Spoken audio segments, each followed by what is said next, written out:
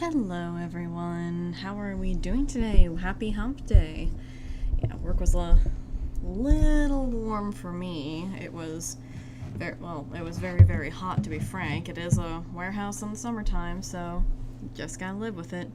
Anyway, I did a poll on X and it was a tie again, obviously. So I broke the tie, and today we are going to be covering Jonah Hex, not you. That guy. Yeah, this guy. Right here. Jonah Hex. So Jonah Hex is... I actually, when I was getting back into comics in college, I came across him fairly early. And I liked him almost immediately, weirdly enough. I think it is the cowboy slash Scar duo that I really liked about him initially. And then getting more into his character, it's like he's a very complicated character, and he's also one of those characters where he is proper controversial. I've mentioned this before in other streams, but there's a difference between controversial, as in most everybody likes them, but a few small select individuals dislike them for whatever reason, and proper controversial, where it's like, it's 50-50 with them, and there's like people who like him for certain reasons, people who like him for different reasons, people who dislike him for reasons, and people who dislike him for other reasons. He's kind of like the Punisher in that way, where there's a lot of mixed feelings about Jonah Hex, and we're going to dive into him a little bit today. So today we are going to start with the Wikipedia page, which is very oddly short. It's weird because whenever... Okay, let me show you guys. Whenever I type in Jonah Hex... We're just going to do Jonah Hex. So there is the omnibus that's coming out from the Palomani run and the movie Jonah Hex. And, of course, we get the DC character, we get the IMDb page... we get the fandom, which we have in the other tab, the movie, YouTube clips, the wiki page, Inverse 15 years ago, a shockingly bad superhero movie, yeah, the movie again, fan wiki, the movie, it's like, it's all about the movie for some very weird reason. And I had to actually like click on the link of the Jonah Hex Wikipedia.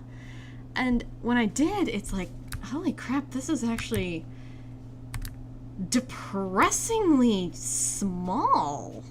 Like, very small for a Wikipedia page. Okay, let's go over it very quickly, and we'll hop over to the DC one, because it's probably going to have more information anyways. Alright, Jonah Whitson Hex is a Western comic book anti-hero created by the late writer John Albano and the late artist Tony Zagunia, and published by DC Comics. Fictional character biography. Hex is a surly and cynical bounty hunter whose face is horribly scarred on the right side. Despite his poor reputation and personality, Hex is bound by a personal code of honor to protect and avenge the innocent. His marksmanship is nearly superhuman, and he is likely the best marksman ever shown in DC Comics' long history. In his movie, he has the ability to talk to the dead. Again, the movie is completely separate from the comic books, I swear. While touching their corpse, but they are in extreme pain and desire for him to allow them to return to the afterlife. In other media, the character was portrayed by Josh Brolin in the self-entitled movie, Jim Cummings in the Jonah Hex motion comic, and Jonathan Sasson in Legends of Tomorrow, as well as voiced by Thomas Jane in the DC showcase Jonah Hex. That's it. That's all Wikipedia has to say just about this character. I mean, okay, page, what does talk do? Start a discussion about Jonah Hex.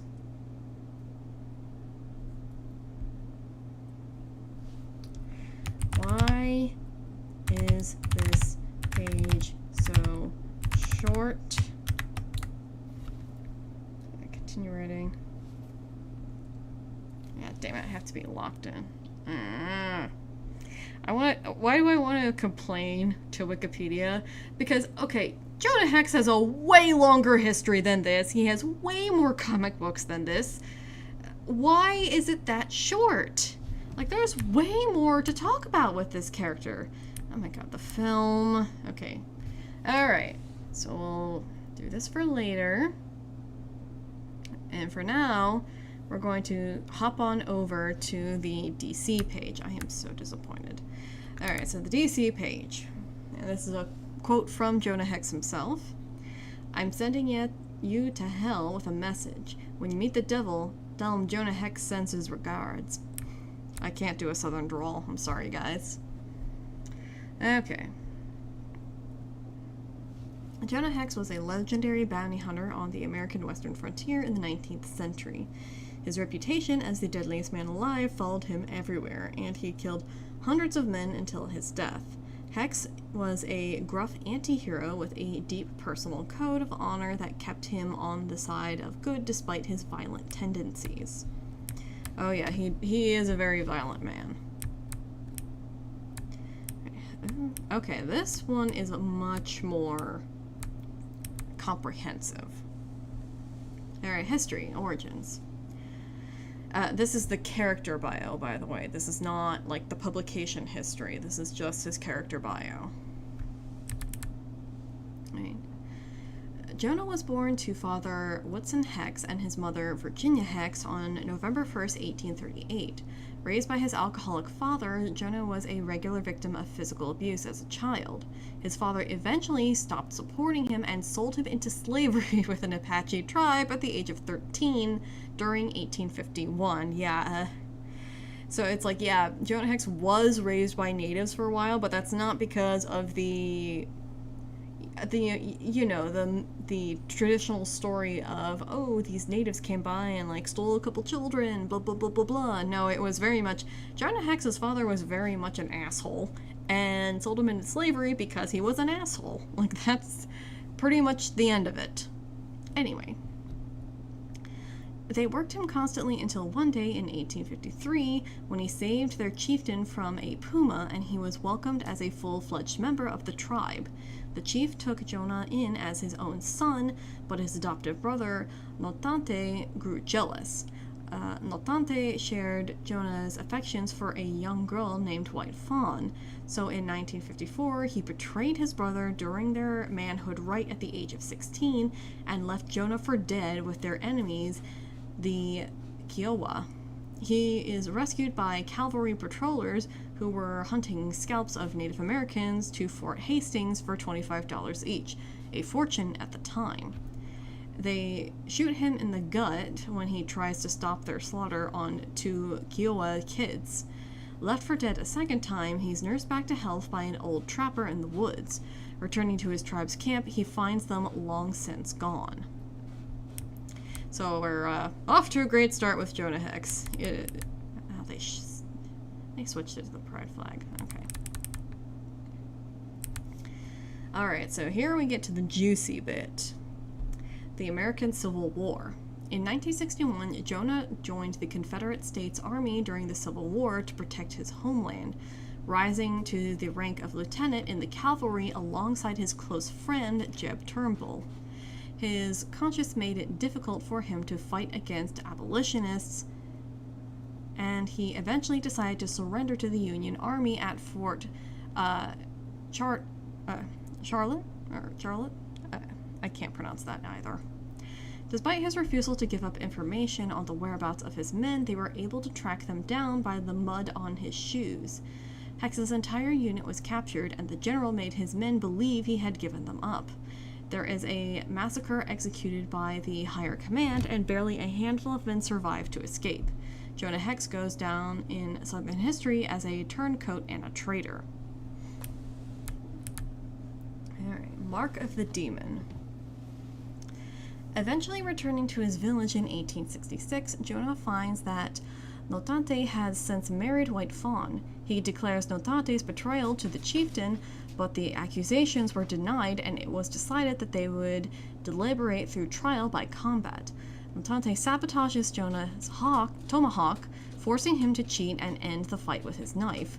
For breaking the rules of combat and murdering his son, the chieftain declares that Jonah will be branded with the mark of the demon and exiled under penalty of death. Years later, when he returned again to rescue a kidnapped white woman, he was captured and White Fawn was shot dead by the chieftain for trying to help him escape. Jonah killed his adoptive father in return and gunned down half the tribe who went after him with the help of Henry de Abrupt.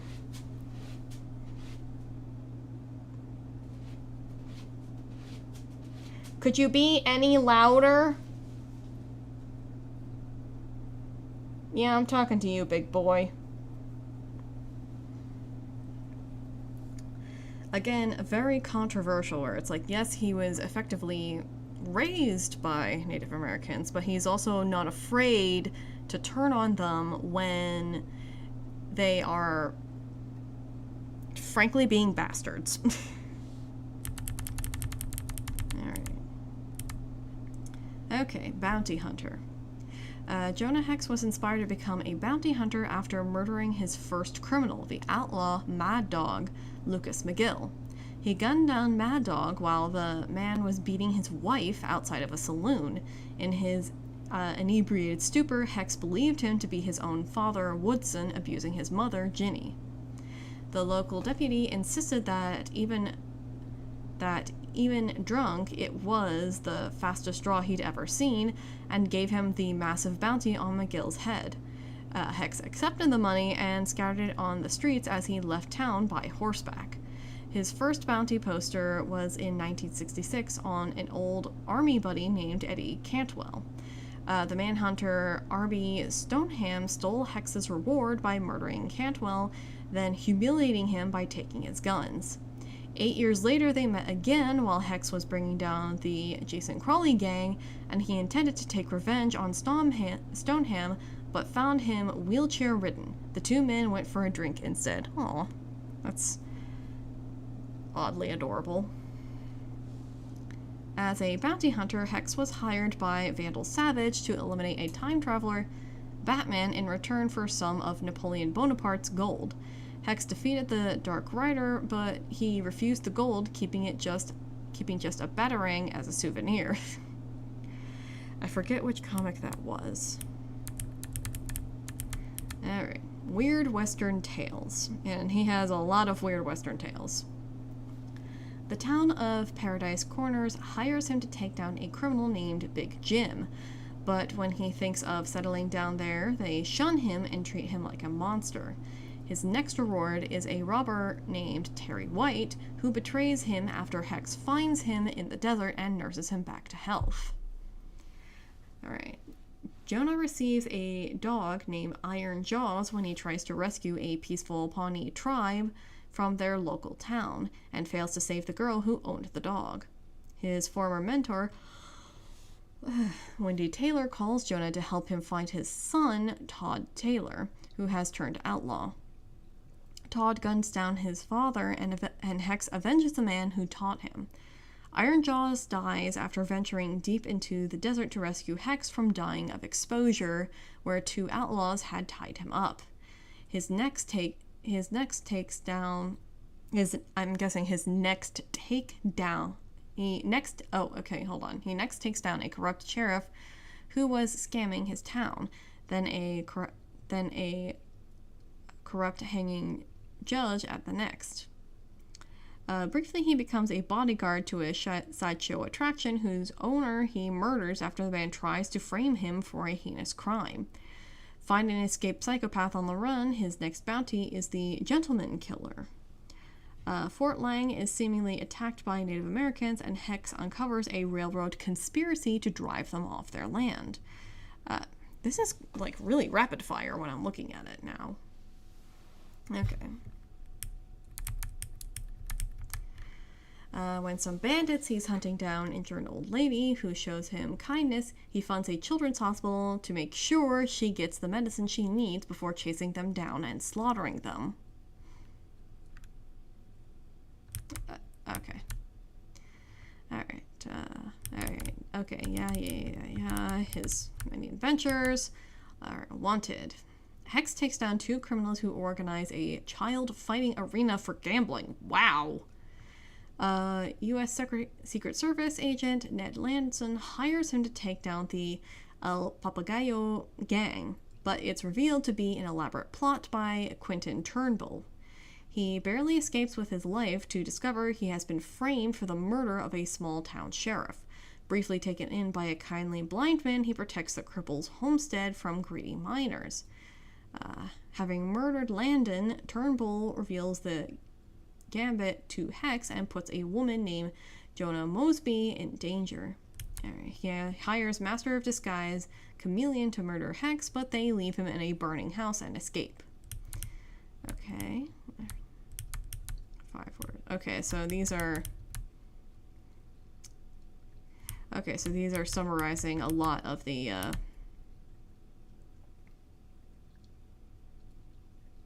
what the heck? So these are summarizing some of the runs he's been involved in, even if briefly, because as you can see here, Crisis on Infinite Earth, like, he does show up for, like, a brief cameo, but he's not integral to the plot at all. Alright. Only one night. Let's see if there's anything. Two Gun Mojo is an absolutely wild story. Riders of the Worm. Shadow... West, Faceful Fun. Okay, yeah, so these are just summaries of some of the stories he's been involved in. Okay. Alright, personality. Jonah Hex maintains a steady reputation for caring about nothing except for money, but he has a quiet, altruistic side that he hides from people. His disposition towards strangers is heavily affected by the fact that most people tend to treat him like a monster. He has remarked on his Civil War service that he fought for the Confederate States Army because he felt the South was his country being invaded, not because the war's racial motivations. He actually supported the abolitionist movement. Again, this is where he becomes controversial, where yes, he was a Confederate, but he was also opposed to slavery, which a lot of people just cannot distinguish between the two. Because believe it or not, the Confederate side, yes, they were the side of slavery and they wanted to keep their slaves, which I personally don't agree with, but they did have some legitimate grievances towards the North. The North was legitimately trying to screw them over. And you can't say that nowadays without coming across as, you know, one of the bad guys. All right, let me get a sip of LaCroix here.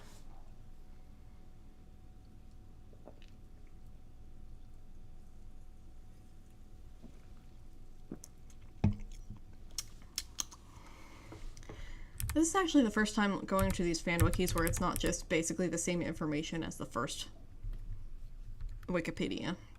Alright, romantic relationships. Alright, so we got Wai Fawn. Cassie Wainwright was Jonah's fiancée in 1959, the daughter of his military commander. Oh, shut up, Isette. Colonel Marcus Wainwright. She was placed in the care of several soldiers who were planning to rob the payroll, and they left her to be brutally murdered by the Comanche. Well, that's... ugh. Mei Ling Stiletta is a warrior that Hex met when he was trapped in the future. They kissed for the first time after he rescued her from a murderous roadside gang. Tallulah Black, she's from the 2006 run. Tallbird was a Native American woman who became Jonah's second wife and was married to him at the time of his death. She outlived him by over a quarter of a century, so over 25 years, okay. Powers and abilities. Hex has become an expert at driving various motor vehicles during his time in the 21st century. He's competent enough to easily ride on an unfamiliar horse. He was taught to shoot by the legendary gunslinger Winley Taylor. His reflexes are fast enough that he has proven to be faster on the draw than Wild Bill Hickok. He can also shoot with perfect aim, accuracy, alright, digital hand-to-hand combat, hunting, intimidation, survival, tracking, and military protocol. Weaknesses, monstrous appearance. Well, his also another weakness is that he is human, so he has all of the human weaknesses. He also has his altruistic weaknesses where he can be briefly tricked long enough by like someone who looks like a victim, whether they were a cripple or they're a woman. Like, he can be tricked. Alright, paraphernalia. Transportation. The generals, was Jonah Hex's original horse. He was eventually killed by a straight gunfire. Weapons, a Bowie knife, cavalry saber, high caliber rifle, and revolvers. Alright. Notes. Jonah Hex's classic introductory paragraph to every issue was written by John Albano, first appearing in his second issue. He was a hero to some, a villain to others, and wherever he rode, people spoke his name in whispers. He had no friends, this Jonah Hex, but he did have two companions. One was death itself, the other, the acrid smell of gunsmoke. Although this character was originally introduced during DC's Earth 1 era of publication, their existence following the events of the 1985-1986 limited series Crisis on Infinite Earths remains intact. However, some elements of the character's pre-Crisis history have been altered or removed for post-Crisis New Earth continuity and should be considered apocryphal. Blech.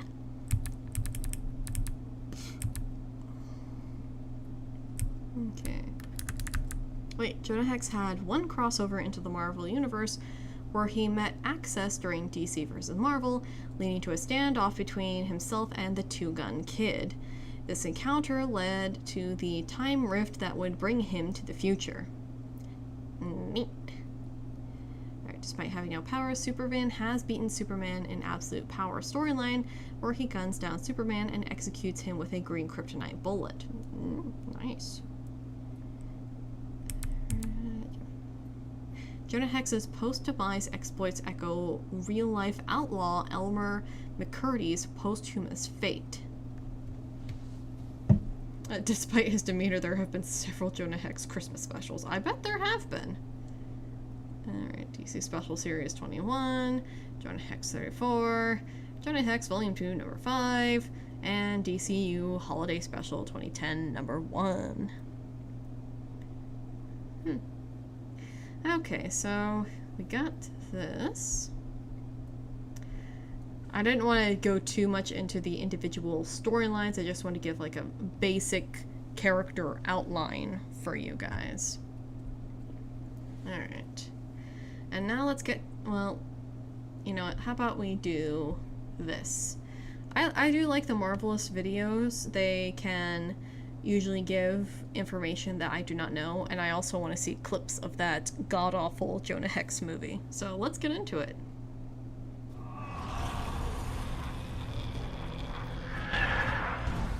A life of betrayal and sorrow, exploring the origin of DC's Jonah Hex. If you love DC but are a bit tired of the flashy supernatural stuff, Jonah Hex is the answer. If you're someone who is trying I mean, apparently the movie is very supernatural, so yeah, maybe just go to the comics and ignore the movie. to get into the world of DC but are not very well versed with its superhuman elements, Jonah Hex is the answer. If you're someone who is a fan of gritty storytelling, Jonah Hex is the answer. He was born You just said that like a minute ago. in the 1800s, 1838 to be precise. He was abandoned by his mother 10 years later in 1848. He was sold as a slave to the Apache tribe in 1851. He finds himself at a crossroads after being betrayed by his adoptive brother No Tante in 1854. His to-be wife Cassie is killed in 1859. He underwent severe traumatic experiences in the U.S. Army in 1863. He was branded with the Mark of the Demon in 1866. His wife Mei Ling left him with their son Jason in 1876. He lost his biological mother in 1880. His stuffed corpse was found in 1987 and he became a member of the Black Lantern Corps in 2010. The more you Yeah, he went through a lot of shit. analyze his character and learn about him, you see how painful a life he has led. Heroes have a sad beginning, but anti-heroes...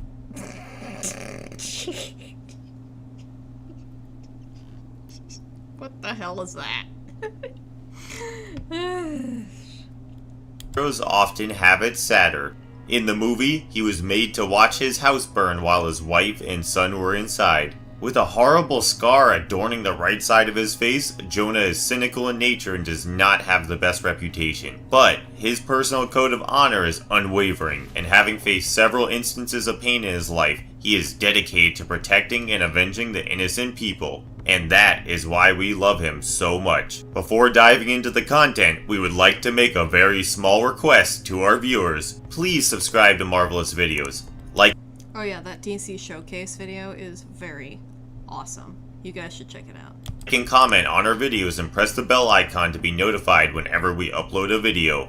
We would be grateful to you, and we hope to bring you the best nerdy content. And with that, let's get right into this video.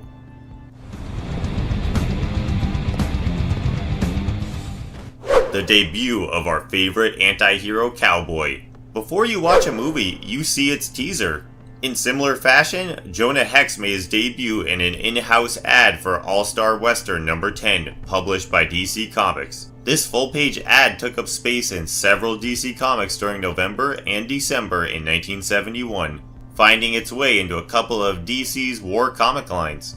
In the ad, we see Jonah Hex's first ever published pictures alongside two comic strip panels with dialogues that set the tone for the character and his story. During the February-March time period the very next year, i.e. 1972, Jonah Hex made his first full-story appearance. However, the excerpts from the advertisement did not make the cut into the story. At this time, All-Star Comics had been renamed as Weird Western Tales.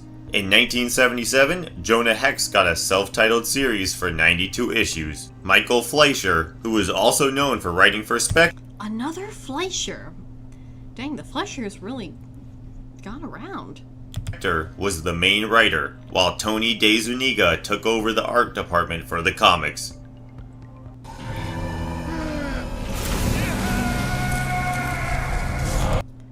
Oh, they changed his scar too. Okay. Jonah Hex, origin story. Jonah Hex was born as an only child in Missouri to Woodson Hex and Virginia Ginny Hex. They lived in a small farmhouse. A gang was on the lookout to eliminate fugitive Mormons who had taken refuge Wait, he was originally Mormon too? Alright.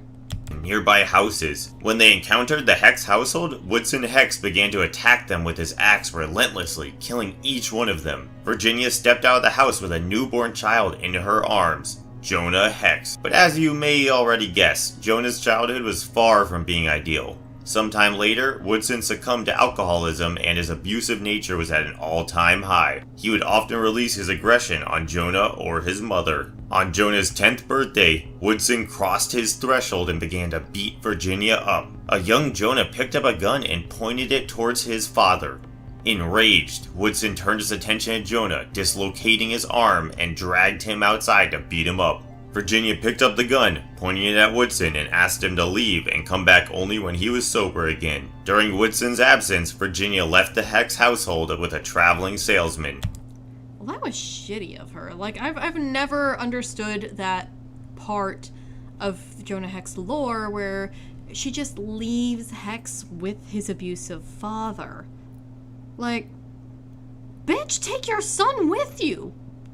Like, I don't care how desperate you are, take your son with you! Like, don't leave him there! Damn! You knew your husband wasn't shit, and you still left him with them. She bid Jonah goodbye, but left him to deal with Woodson by himself. Following his wife's departure, Woodson traveled to California with Jonah, hoping to mine for gold during the California Gold Rush.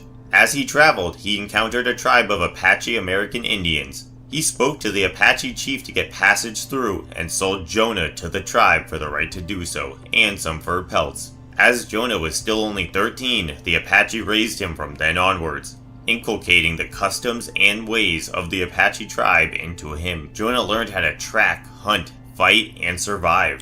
Yeah, like I said, Jonah's father ain't shit. During a terrifying incident, Jonah had saved the chief of the Apache tribe from a puma. For this feat, the tribe who had initially purchased him granted him freedom. Jonah could leave the tribe whenever he wished to, but having had a better life with the tribe compared to his own family, Jonah decided to stay in the Apache camp. The chief's son, Notante, did not accept Jonah as a part of the tribe. Jonah fell victim to his taunts and was bullied until a beautiful girl from the tribe, White Fawn, stood up for him. The two developed a liking for each other, much to Notante's distaste, who grew jealous as he harbored feelings for the girl as well. On one night, the Apache chief wanted to test Jonah and Notante and check whether they were worthy warriors or not.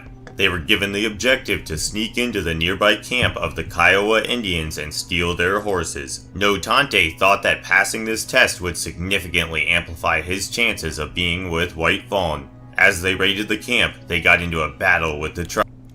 Yeah, this, in case you guys couldn't tell, this is the 2006 run artwork. This is not the original 1970s artwork. Seizing the opportunity, Notante attacked Jonah and knocked him unconscious for the Kiowa chief to kill and discard him off. He then stole the horses. Okay, this is the 1970s artwork. And brought them back home along with a fabricated rumor where he stated that Jonah was killed off by the Kiowa during the raid. Jonah once again found himself with the short end of the stick when it came to family. The Apaches believed that Jonah was dead, but a group of bounty hunters conducted their own raid on the Kiowa tribe. Betrayed and mistreated by the ones he considered to be family, once again, Jonah chose to deflect from the Apache camp. He became a buffalo hunter, vowing to never return to the Apache tribe again. With time, Jonah became an adult. Jonah joined the United States Army and became a cavalry scout. In 18... You're missing out the important part that he was a Confederate. It's not the United States Army, he was a Confederate. This is what I find fascinating about some of these fan videos, is sometimes they will leave out information. And it's like, I literally just read the character's bio like 10 seconds ago.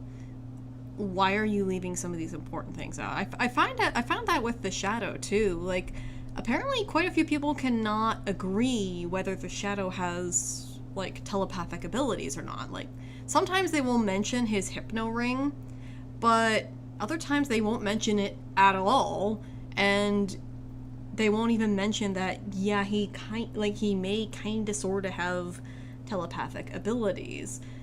And it's like, okay, I literally read the transcript for the original Shadow radio shows, and it is very obvious that, yes, he has those hypnotic powers, and yes, at least at some point, to some extent, he does have telepathy. So why are you leaving this part out of his description? It's very strange. 1861, the county got caught up in the Civil War between the northern states and the southern Okay, so they're about to get to the Confederate part. Okay. southern states due to slavery. During this time, Americans allied with two opposing ideals regarding issues of slavery and Southern rights, as the Southern Confederacy wished to preserve slavery. As the Union from the North and the Confederacy were at war, Jonah Hex allied himself with the Confederate Army and joined their 4th Cavalry as a lieutenant. Okay, now we're getting into that. Okay, so it's not just Army. Okay, there we go. As he served in the Army, he met Jeb Turnbull, a fellow soldier who went on to become Jonah's closest friend. Having formed this relationship and having been a slave in the past, Jonah realized he could not support an ideology and system that would hold Turnbull in bondage. So, he abandoned the Confederacy and surrendered at Fort Charlotte to the Union camp. The captain of the Union camp required Jonah to reveal the location where the Confederate unit lay. However, Jonah denied. Samples of clay were taken from the iron hooves worn by Jonah's horse, and they were able to figure out where the Confederate unit was stationed. Did they have that kind of forensic science back in the Civil War? Like, that's some... Okay. Alright. Did they have soil forensics during the Civil War? Soil erosion was a concern. However,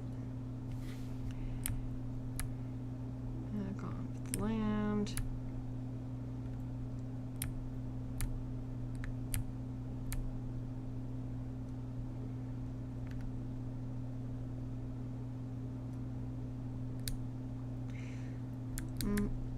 This concern. Why is it talking so much about soil erosion? Okay, let's rephrase it to...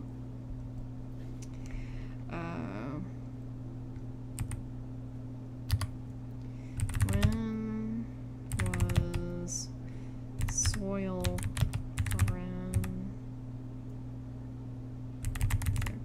invented?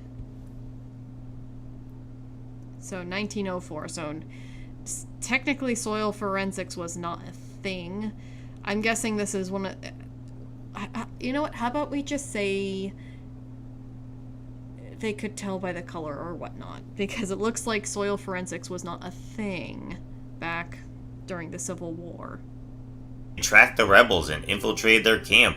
The unit was not prepared for the surprise attack and ended up succumbing to the Union's forces. As they were being arrested, the captain of the Union thanked Jonah in public for assisting them. The soldiers of the Confederacy considered Jonah to be a traitor following that incident. Jonah punched the commander in the face, for which he was sentenced to solitary confinement. The arrested soldiers were brought to Fort Charlotte, but the camp lacked the ration to feed all the prisoners. With an imbalance in the supply, the captain of the Union unit manipulated Jonah into staging a breakout. Beneath his cell, Jonah found a shaft that allowed him to access the compound which contained the prisoners, including his friend Jeb Turnbull. Jonah tried to help them escape, but this entire act was something the Union's captain had already planned for, which is why he manipulated Jonah into breaking them out. As the prisoners tried to escape, the soldiers of the Union opened fire on them, killing every escapee, including Jeb Turnbull. This is a historically canon event known as the Fort Charlotte Massacre. A stray bullet hit Jonah, but... Which, you will never see this in comics ever again. Union soldiers being the bad guys. Well, in this story, they are the bad guys, alright? he somehow managed to kill the captain who pulled the trick on him. The fort commander, Colonel Ackerman, was aware of Jonah's past as an Apache and wanted to use him as an example for the other rebels. They tied Jonah to a cross on the raft and beat him up brutally until he floated away in the Cumberland River. Later, some villagers found Jonah as he floated, nailed to the cross, and nursed him back to health. Jonah went back to the Apache tribe, reuniting with the chief. But all wasn't sunshine and sparkles, as he discovered that the notorious No Tante was now married to his ex-sweetheart, the beautiful White Fawn. As the chief of the tribe saw Jonah being alive, he questioned every bit of information he had acquired from his own son with reference to the raid on the Kiowa camp. Jonah confessed that No Tante had betrayed him. Meanwhile, No Tante lied about Jonah's fate once again, and crafted the story that Jonah had come back to take revenge on the Apache. No Tante ain't shit. There's a lot of people in Jonah's life that ain't shit. Chief made them fight a trial by combat for honor to get to the bottom of the truth. No Tante thought of Jonah as the more capable fighter. They could only use tomahawks as their weapon in the duel, so No Tante sabotaged Jonah's weapon before they could fight.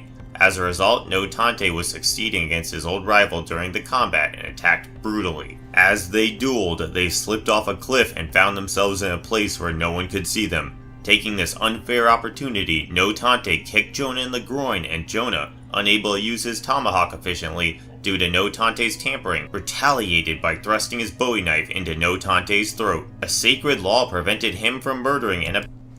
Okay, I also have to look this up. When were bowie knives invented? Okay, so this is century accurate. Bowie knives, yeah.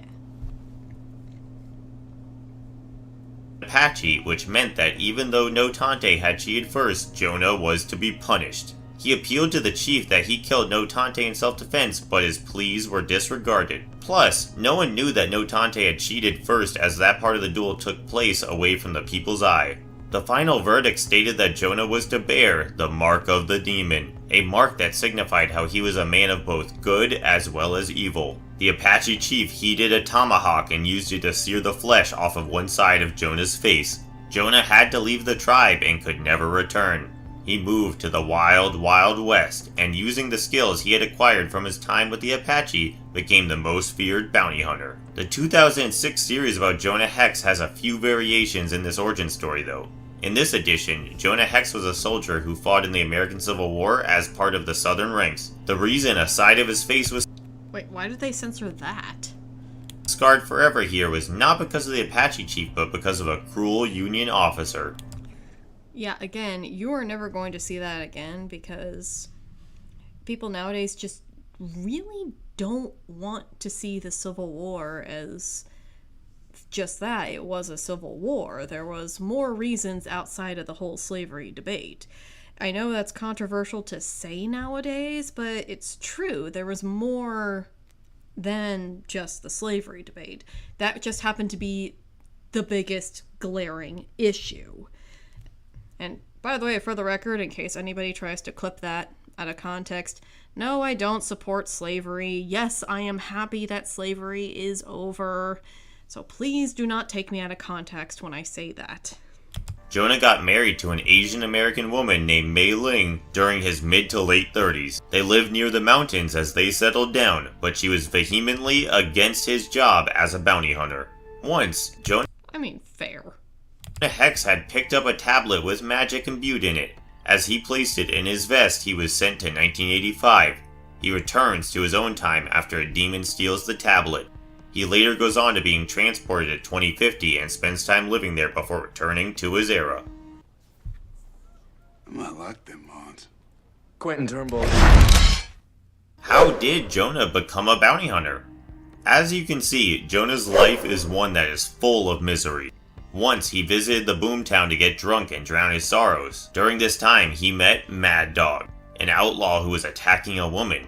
This reminded him of the time his own father used to be abusive towards his mother. As Mad Dog spoke, his violent sentiments lined up with those of Woods and Hex's. Triggered by the incident, Jonah's repressed memories came rushing back and he ended up shooting Mad Dog in the middle of the street. Following this, a deputy thanked Jonah for eliminating Mad Dog and suggested that he become a bounty hunter as it is a very profitable venture. This inspired Jonah to become one and hunt down felons with bounties on their heads. Later, Jonah was killed by George Barrow, but ended up returning from the dead and receiving supernatural powers. He then traveled the American West, China, and South America.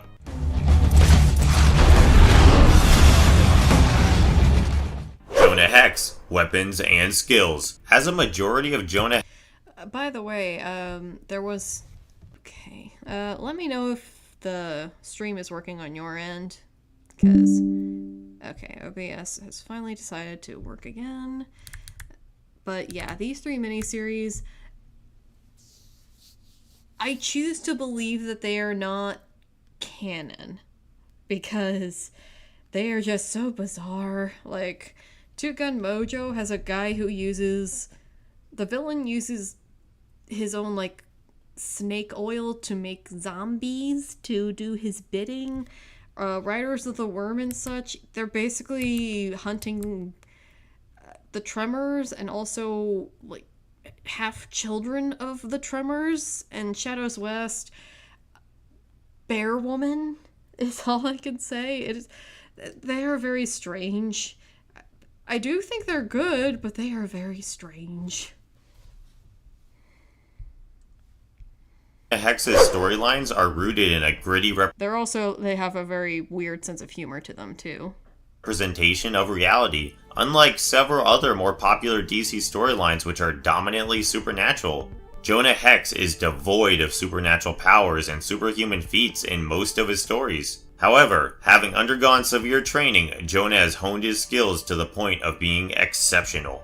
Jonah's right eye is blind, but his marksmanship is remarkable. He rarely ever misses and has excellent speed. In a shootout, he can take out several enemies quickly before they can even begin to shoot at him. He takes things a step further as he uses 2 guns and 2 hands with equal proficiency in wielding both. Legendary gunslinger Wendy Taylor was Jonah's mentor when it came to shooting.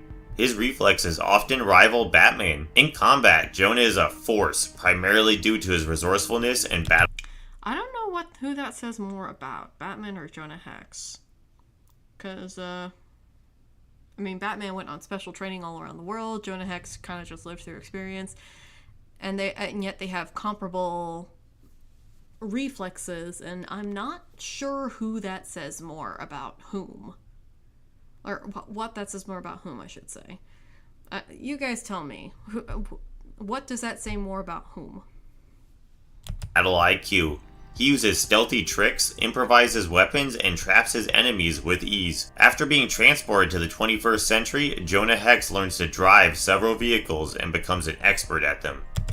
Wait, that's what they thought the 21st century was going to be? I mean, I've seen skimpier bathing suits before, and it looks like they're doing Tara from Heavy Metal with her costume there, but yeah, not the 21st century. Sorry, guys. In the future era, Jonah wields a pair of Ruger Blackhawk 375 Magnums as they are single-action revolvers like the ones he used in the West, and with his abilities, overpowers shooters wielding much more modern and superior weaponry. Marksmanship and combat IQ aside, Jonah is exceptionally good at tracking enemies. Weather calamities cannot stop him. His opponents trying to cover their tracks cannot stop him. Nothing can stop him. His danger sense warns him of traps, and it is a skill honed through experiences in hunting and fighting. He can sustain himself in combat despite being severely injured. In the live-action movie, Jonah Hex could raise the dead and make them speak, but this is something he has never done in the comics. This is for my son! Live-action adaptation. On August 6, 2010, a live-action adaptation of Jonah Hex was released. Josh Brolin played Jonah. Megan Fox played Tallulah Black. Megan Fox. And John Malkovich played Quentin Turnbull. The film had a budget of $100 million. The movie begins with Jonah's time as a Confederate cavalryman in the American Civil War. He answers to Quentin Turnbull, his commanding officer. He obsessively tries to make the Union fall and orders Jonah to burn a hospital down. Jonah, who refuses, is forced to kill Jeb Turnbull, his closest friend. After the war is over, Turnbull takes revenge on Jonah by forcing him to watch as he burns his house down while his wife and son are inside. He also brands Jonah's face